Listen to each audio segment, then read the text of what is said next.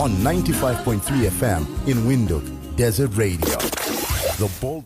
Well, the time on the clock is 7:31, and we are joined in studio by Dr. Jane Olwoch, the CEO of the Southern African Science Service Center for Climate Change and Adaptive Land Management, that is SASSCAL. Now, her roles at the research institution include a host of things. You are a busy woman. Very she does strategy development and implementation, ensuring alignment with changing trends and needs, stakeholder management, resource mobilization, finance management, human resource management, among a host of things. Dr. Jane, good morning. How are you? Good morning, and I'm excited to be here and to celebrate with you and the listeners. Thank you. Is it an early start to your day, or is this the regular? It is the regular, but our weeks have been very busy for quite some time, so we need more sleep. Definitely. Yeah, definitely. I would agree with that. And we will get into talking about some of the work of SASSCAL. But before we do that, we just want to get to know you a little bit on a personal level. We know the work that you do, but who is the woman behind the work? Just start us off with telling us about yourself, your origin story, how and where you grew up. Okay, that is really interesting. I describe myself as an African woman because my origin is Rwanda. So I am Rwandese.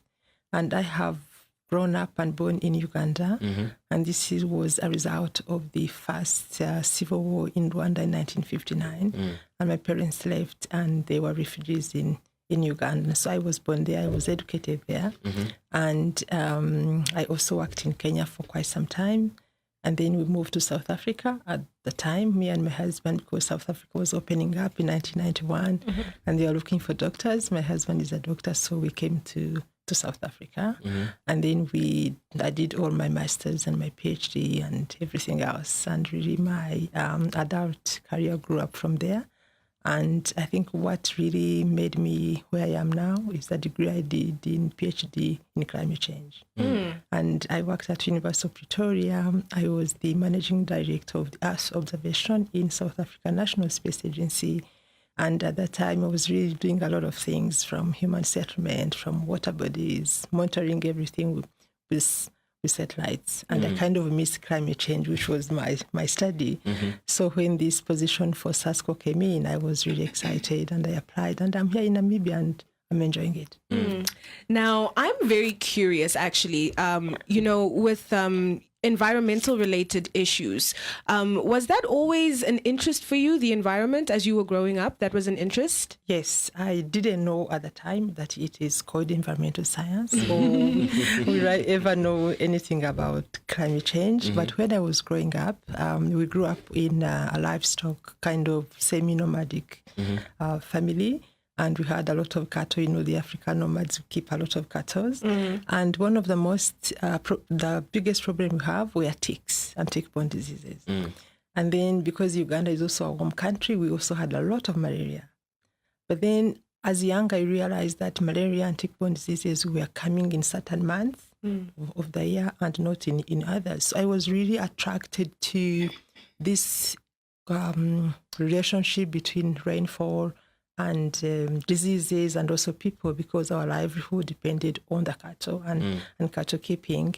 But at the time, I knew that that rainfall or climate impacted on what we do as human beings.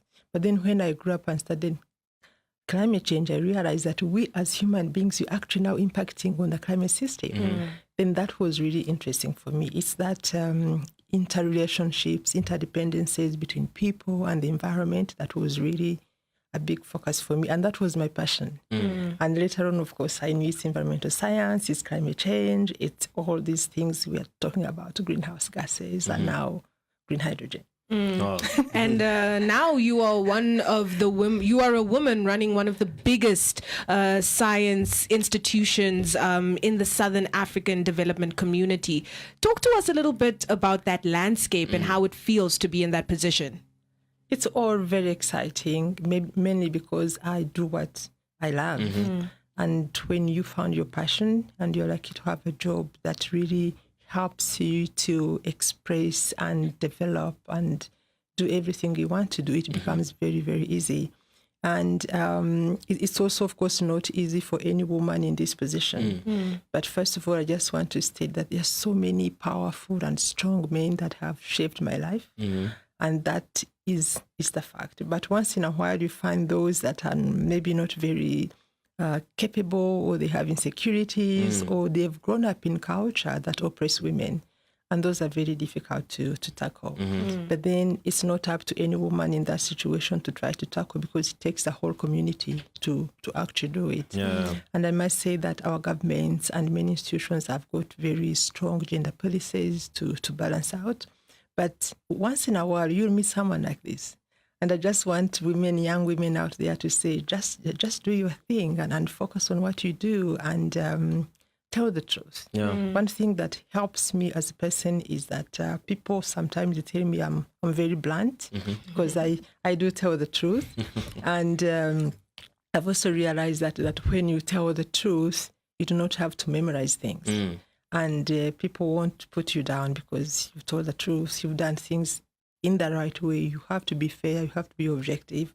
And it's tough, but there is a way that we must manage this thing. Speaking on that, seeing that, I mean, many fields across the world are, or used to be men-dominated, right? And things are changing, of course, and some slower than others. But specifically your field, in the science and research field, how do you think that is faring? Currently, do you think there are, more women, more young girls finding their way into this particular field? There are more than before, but there are still challenges that are. And one of the study I like quoting is a study of the I think it's a L'Oreal study on women in science that found out that when girls and boys are in primary school, actually the numbers are the same. But as soon as they go up to high school, the numbers of girls start dropping down. And as soon as you go to university, it is even worse. And when you talk about PhD and women getting awards of science and everything else, it's really little. And also women who are able and capable to head institutions like SASSCAL and others, the numbers are really small to choose from. And that, again, is just the foundation for the very few women in leading science institutions or in big other organizations. So this study says that intervention have started very early at primary school, so that we look at the issues that prevent women from moving up, because when we've gone post masters and PhD, the numbers are so tiny and it's difficult to balance. But generally, it is increasing and it's being tackled, and the policies and just the awareness of people, I think, is really taking the situation to a better place. Now, from my end, I take a keen interest in environmental issues. I would call myself an environmental reporter if I had to say I have a beat, right? But this is something that really I only fostered later on in my life, as I started to realize, like you did, the interrelationship between the environment and our existence as human beings. So I'm curious as to, some of the challenges faced by young people and countries in the region in prioritizing environmental sciences, environmental issues, and scientific research skills. What are the challenges that are keeping our young people from this field of study as an interest?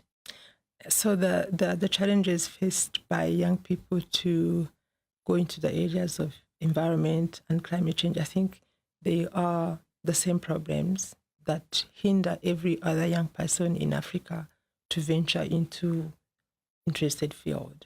Environment and climate change are really interesting, and everybody understands, especially now, this interconnection, interdependence, and to say that if you don't know tackle climate change, for example, you won't be able to tackle the economy, employment, and other things. However, there are challenges. That one of the biggest challenges I think, is the lack or less awareness of the fact that environment is part and parcel of human existence and human development. And yet we know that all our economies were developed along the environmental resources. Then, of course, you have the issues of the curriculum, which I think still needs a lot of strengthening to start very early. And then you have issues of the economy, weak economies, and poverty, and unemployment, and so many other things that really misdirect many governmental efforts to focus on climate change, because you think poverty is a big thing, or unemployment, but actually it's all related to the economic resources that we are losing because of environmental resources. You know, the issues of water in our countries, for example, the issues of agriculture and food security now because of climate change. It's very strange and really serious that many countries now are into food insecure situation. And yet Africa really has all the environmental conditions to be able to be self-sufficient and export food. So if you understand this environment deeply, and I think that is where we come in, to really make sure that we talk about it. And we're given a chance like this today to say that if we don't tackle environment, we do not tackle ourselves. We do not have any sustainable development and sustenance of the human race itself. Yeah. Now, I wanted to talk a bit about SASSCAL, right? And just for the listeners out there to get a bit of context, SASSCAL is a joint initiative of Angola, Botswana, Namibia, South Africa, Zambia, and Germany. And the organization was established in response to the challenges of global change to conduct research and adaptation to climate change, sustainable land management, provide products, services, and information for decision making. Now, we're also aware that SASSCAL celebrated its 10th anniversary this week. Reflecting on its journey of excellence for every positive step taken towards climate change and land management to bring positive change to the global challenges for sustainable development. Now, Dr. Jane, what would you say have been the milestones for SASSCAL in the past 10 years in their assigned role? In my opinion, because I like young people, I like capacity building, I think the biggest milestone that I can be proud of is the capacity development. So when we get the funding from the Federal Ministry of Education and Research, we have supported maybe 400 students in the region, in masters, in PhDs, and also in undergraduate, because we believe the knowledge economy is what many of our African countries we need. We need this new generation of people that are focusing on new knowledge, new technology, innovation, information technology. That this is really where I think we have done a lot. But also, of course, so many outputs on research. We have our automatic weather stations that are giving people data daily. There's so much that I can speak about. But I'm also very excited and happy to see that SASSCAL is given a chance to get involved into green hydrogen. When you talk about climate change, energy security, we must speak about emission-free energy and this green hydrogen. And of course, Namibia is taking the first step in the African continent to actually embrace this, and SASSCAL is part of it. So I'm really, really happy about the achievements, but more importantly, as you said, SASSCAL is all about partnerships. Partnership between African countries, especially SADC and German. We work very closely with so many ambassadors that are here in Namibia representing German, Angola, Botswana, and all these countries.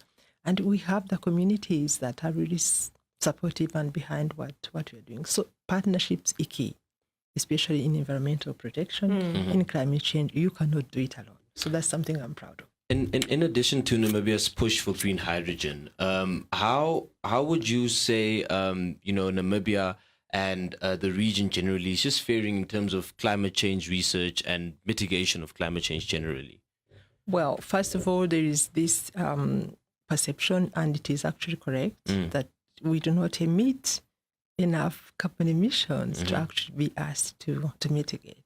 However, because our vulnerability, because any small impact of climate change impacts us in Africa more than any other continent. So we must take part. Therefore, Namibia has done a lot really in mitigating. I know the plan for renewable energy resources and just the practical embracing this green hydrogen is a message for us that Namibia is on board. And this is one area that Africa was not really interested in trying to reduce emissions. But this is a statement that we are ready and we can do it. And because of the enormous resources of solar, of wind, and we're also going to leverage on seawater to desalinate it. So we also have water therefore. So I would really say that a lot has been done, a lot has to be done.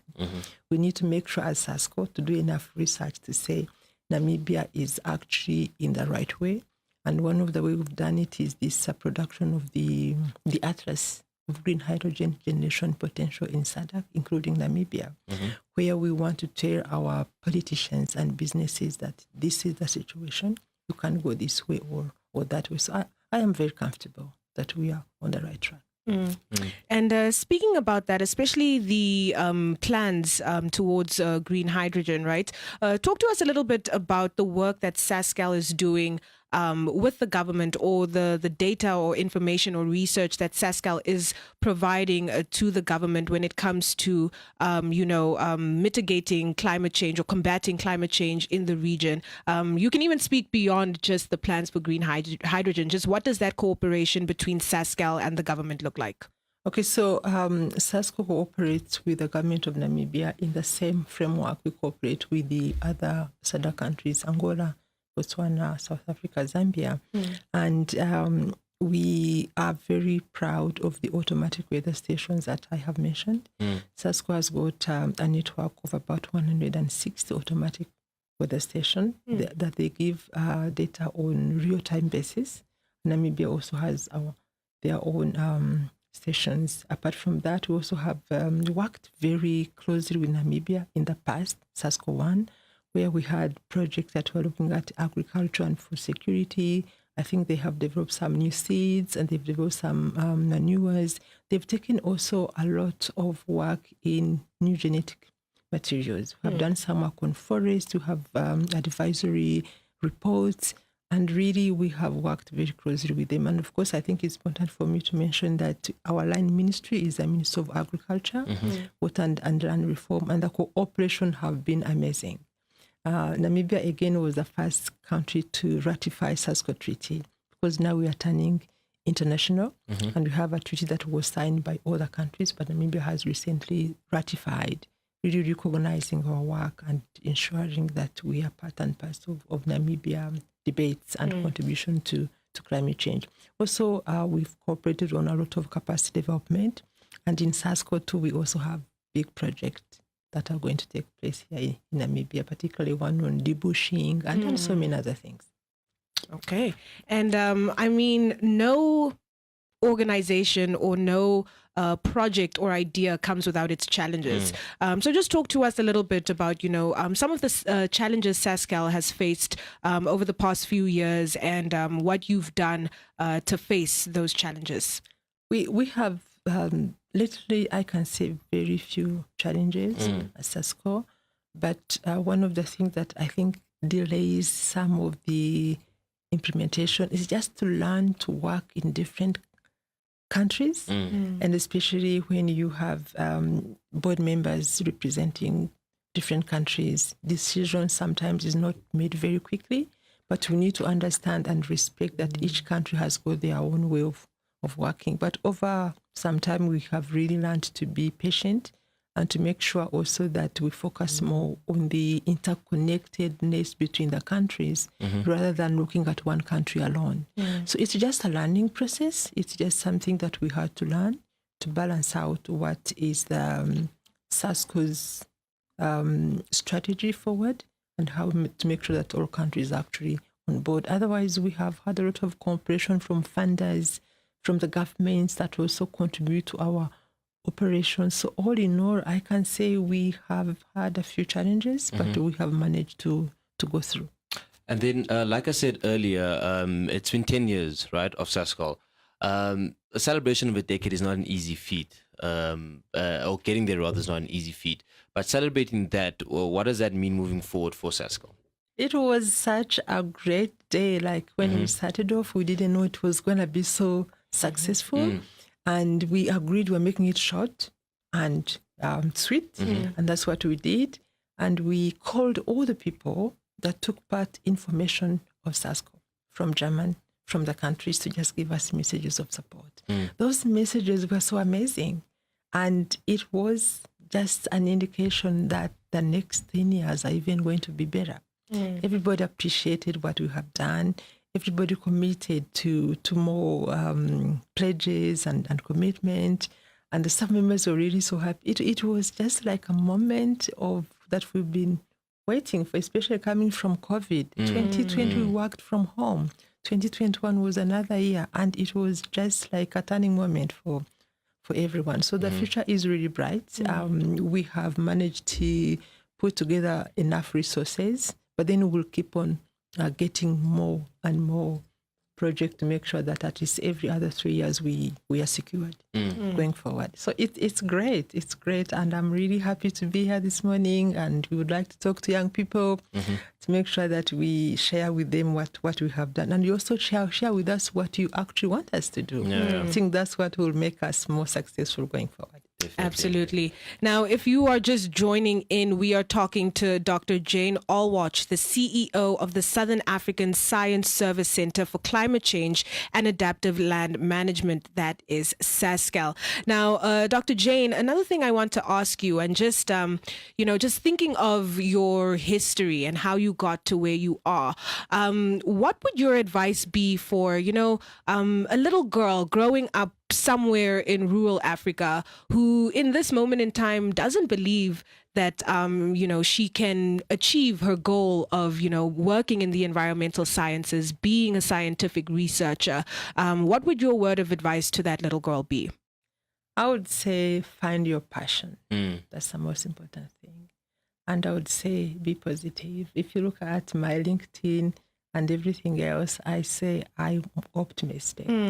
You must not think about the negative. Just push the boundaries, and must surround yourself with positive people too, because positive people give you positive energy. True. And that really keeps you moving forward. And you must work hard. You must work hard. You must be consistent.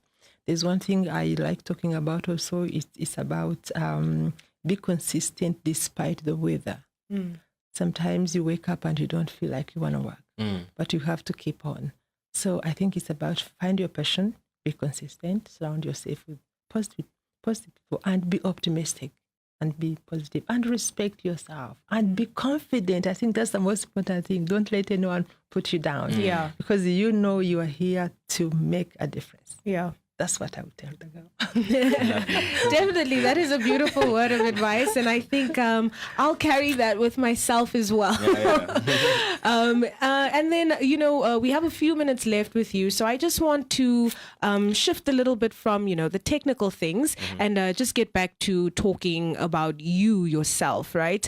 Now, we've talked a lot about your work and about your career, but you did mention that when you left Uganda, you left with your husband, right? Now, just tell us about that. Like, what was that move like for you? You were leaving everything that you knew, moving to a completely new place. I mean, it worked out because look at where you are now. You've built this entire thing. But just talk to us a little bit about, journeying from where you are from your home, to come to a place that was completely new to you. Yeah. And of course, at that time, I remember very well, the only thing I knew about South Africa was a novel called The Mine Boy. And this Mine Boy had, it had one of the characters, and it's, we didn't know how to pronounce this word, but we called him Xuma, I think. And I remember this person was working in the mine, and sometimes was spitting blood, and he really had nobody to help him, and was being beaten. And it was just that impression about South Africa that we knew. And also in our passports at the time, it would say that you can visit all the countries except South Africa. Because remember, all the African countries were also fighting the apartheid system in their own way. So it was this country that we had no idea what it was. But also at the same time in Uganda, when we finished, there was like some war, I think, that was coming around, and there was really no prospect of job or of anything. I remember me and my sister and a friend of ours, we just went to Kenya. We didn't know what was happening. So we just went in a bus and went to Kenya, but we had a relative there. Then after some time, I was the first to get a job because I think I had done science. I started teaching. And then afterwards, my boyfriend at the time came and joined us in Kenya. And that's how everything started. And we are in South Africa and I'm in Namibia. Wow. Yeah, but it's, I think because of this positivity, I cannot tell you that even when we were in refugees in Uganda, I don't remember, I've never been unhappy or like wondering what's going to happen. I just move. What a lovely outlook. Honestly, yeah. Yes, Wow. Yeah. Yeah, so it's been great. I'm very, very grateful, I think. And that's why I think I like people, because I believe that we need people. You cannot do it alone. People who support you, who talk to you, who... I always say that when you wake up in the morning and find someone on the street, just greet them. And you've made their day. Yeah, so that's my life in a nutshell. That's your life in a nutshell. And then do you go home to Rwanda often? Yes, so of course, after 90 for the war, my mom and my brothers and sisters went back to Rwanda. Okay. And I do go to Rwanda quite often. Yeah, Okay. and it's such a beautiful country. Our parents used to tell us that it's a country of milk and honey.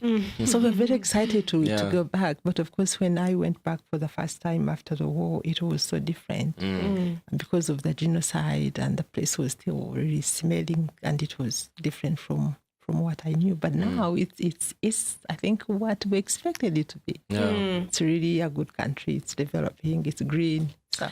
It's very green. I can testify to that. I was in Kigali in 2019 for the Gender Summit, and I've never been to that part of Africa, so that was like my first time in that region of Africa, and I was amazed. It's beautiful. Yeah, it's, so every time I go back, every other year, I find something different and something new. So I'm really excited.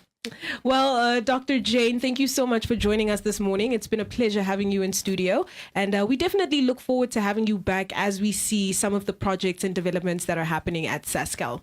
Thank you so much. It's been such a great morning. Thank you for calling us and celebrating with us.